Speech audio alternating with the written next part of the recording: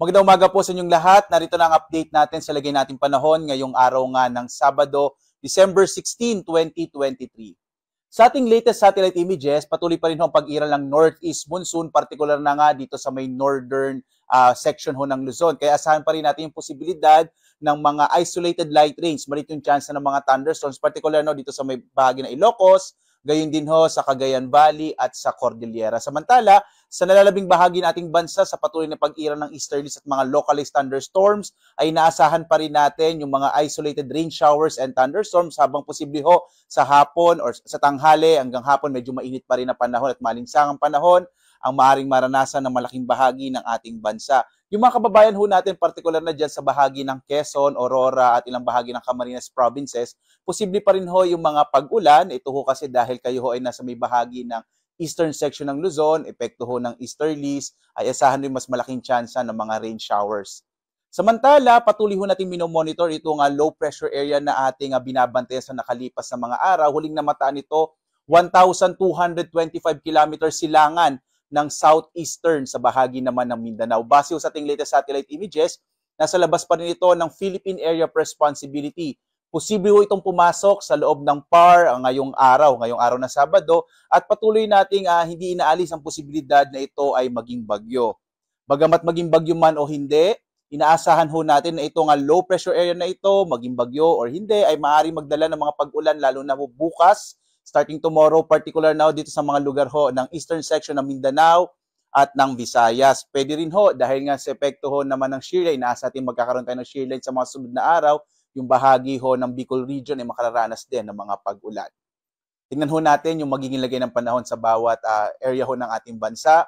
Dito ho sa may bahagi ng Northern Luzon, Ilocos Region, Cordillera at Cagayan Valley, sa pag-iral ng northeast monsoon ay makararanas ho ng mga isolated light rains. Habang sa nalabing bahagi ho ng Luzon ay patuloy na makararanas ng mga isolated rain showers and thunderstorms, mga pulupulong pag-ulan, pagkidlat, pagkulog. At kagaya ng binanggit ko kanina, yung bahagi ho ng Quezon, patuloy hong mas malaking tsansa ng mga pag-ulan sa bahagi ng inyong bansa at ilang bahagi din ho ng Calabarzon.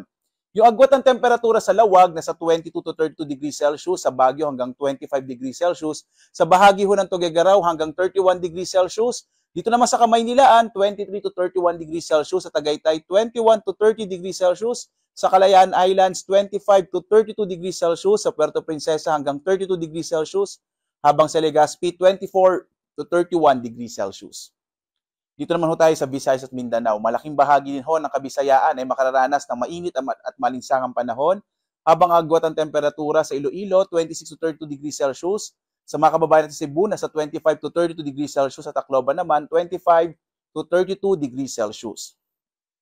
Wala pa rin hong direktang epekto yung low pressure air na ating minomonitor, kaya asahan pa rin ng mga kababayan natin sa Mindanao, generally fair weather, habang malaki pa rin yung chance ng mga pag-ulan dulot ng mga localized thunderstorms sa hapon hanggang sa gabi. Yung agwat ng temperatura sa Zamboanga, 23 to 24 degrees Celsius. Dito naman sa Cagayan de Oro, sa may bahagi ng Northern Mindanao, 24 to 31 degrees Celsius, habang sa Davao, 24 to 33 degrees Celsius.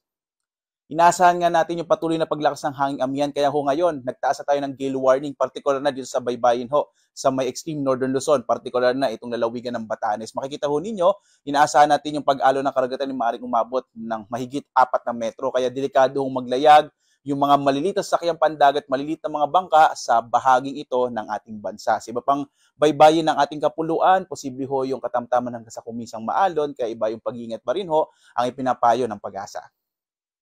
At narito ating inasang magiging lagay ng panahon sa mga susunod na araw. Makikita ho natin sa Kamaynilaan ay patuloy ho ang pag-iral ng northeast monsoon hanggang araw ng Lunes, habang pagdating ng Martes, medyo hina po ito. At gayon din sa Baguio City, patuloy na iiral yung northeast monsoon, maring makaranas ng mga isolated light rains. At makikita ho ninyo itong Legazpi City sa Bicol at Metro Cebu at Metro Davao, magiging maulan sa mga susunod na araw. Ito ho ay dahil nga inaasahan natin yung epekto nitong low pressure area na again, hindi natin inalis yung posibilidad na magiging bagyo. Posible ho magdala ito ng mga pag-ulan, particular na nga sa eastern section ng Mindanao at gayon din ho sa may bahagi ng Kabisayaan. Mari ho itong kumilos papalapit ho sa Visayas. At sa Bicol naman, yung epekto ng shear line. Inaasahan kasi natin na magkakaroon huli ng shear line dahil nga sa pagkaibang temperatura ng northeast monsoon at gayon din ho, posible yung trough din at saka yung easterlies na nakaka-apekto sa ating bansa.